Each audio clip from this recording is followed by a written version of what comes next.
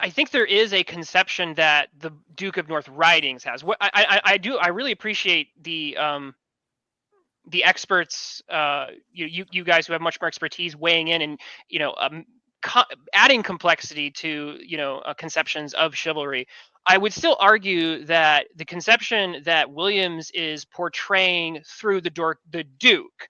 So I'm not just saying that like, oh, Williams has this a narrow conception, but I think the text of the novel seems to indicate that the Duke's conception of chivalry does map onto a lot of the conceptions, maybe mixture of misconceptions as well, of it being this more muscular, take up your coat of arms and defend, break down the door. And what does the Archdeacon do? To Cale's point about chivalry, what does the Archdeacon do? But he identifies that there's no.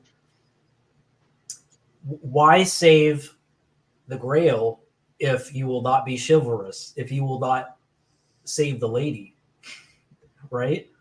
Or if you will not give yourself over for the sake of your friend, right? Because submit oneself to God, the Grail is useless in itself. It's also not weak. Pointing towards that right action, which he continually identifies as the point, like through which, like the Grail is just a prism through which he can identify that he's supposed to be giving it up, throwing it away for the sake of Barbara.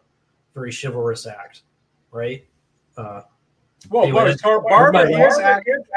is actually weak and vulnerable, but the Grail is not. So the Grail, the Grail appears to us as something that is weak and vulnerable and in need of protection, but it turns out that nothing could be further from the truth.